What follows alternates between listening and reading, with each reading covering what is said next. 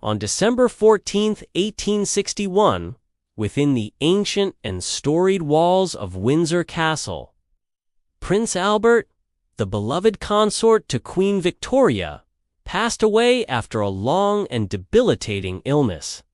His death, sudden and unexpected despite his ongoing health struggles, shattered the Queen's heart. Victoria, who had often brushed aside her husband's health issues, never truly grasped the severity of his condition. She had grown used to his frequent complaints, dismissing them as mere hypochondria.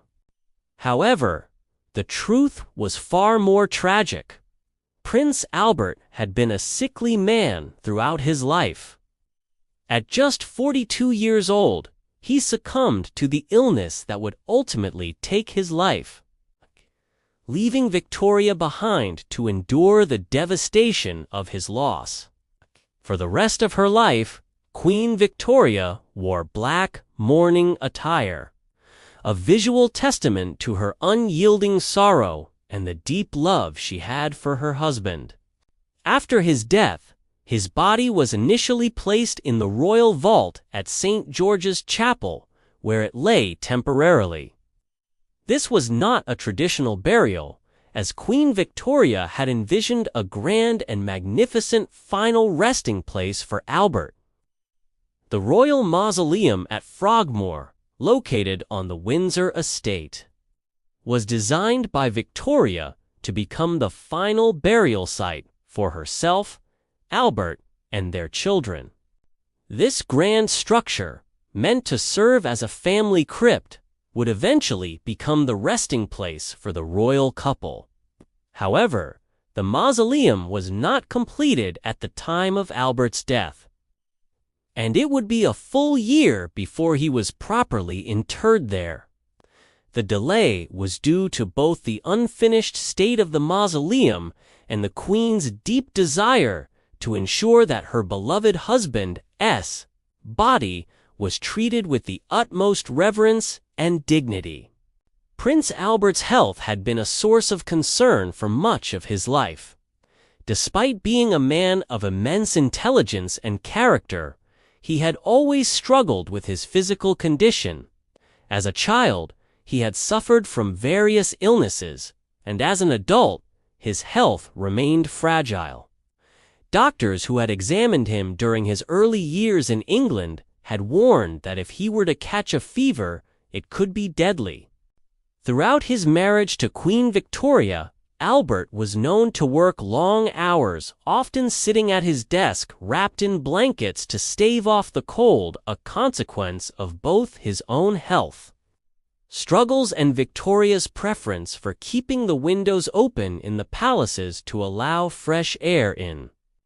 This constant exposure to the elements, combined with the stress of his royal duties, undoubtedly contributed to his declining health.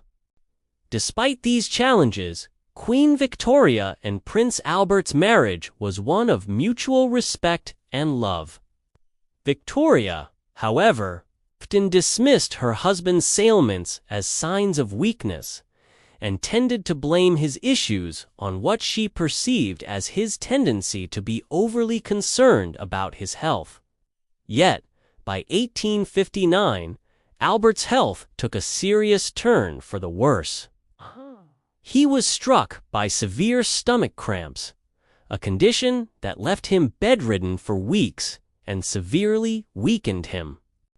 At one point, he reportedly lost the will to live, as his body seemed to betray him in ways that were both frightening and overwhelming. While he did recover from this episode, it left him deeply shaken, and the stress of dealing with his health, coupled with the pressures of royal life, only added to his misery. In 1861, tragedy struck again when Queen Victoria's mother passed away, a loss that hit the Queen hard. Prince Albert, already in poor health, took on much of the emotional burden of caring for Victoria and her duties during this period of grief. Despite his own increasing pain, he continued to support his wife, offering comfort during this difficult time. In November of that year, news came that their eldest son, the Prince of Wales, was mixing with unsavory characters, which further troubled the royal couple. Albert, already weakened, found himself becoming more and more despondent. By December, his health had deteriorated significantly, and he was diagnosed with typhoid fever, a condition that would eventually claim his life. On the night of December 14, 1861, in the Blue Room of Windsor Castle, surrounded by his children and his wife, Prince Albert took his final breath. The moment was described in detail by Queen Victoria in her diary. Alice told me to come in.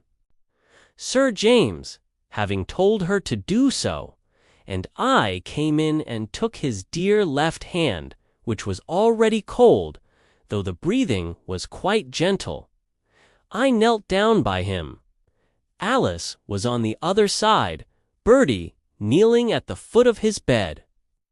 2 or 3 long but perfectly gentle breaths were drawn, the hand clasping mine, and all was over. The heavenly spirit fled to the world it was fit for and free from the sorrows and trials of this world.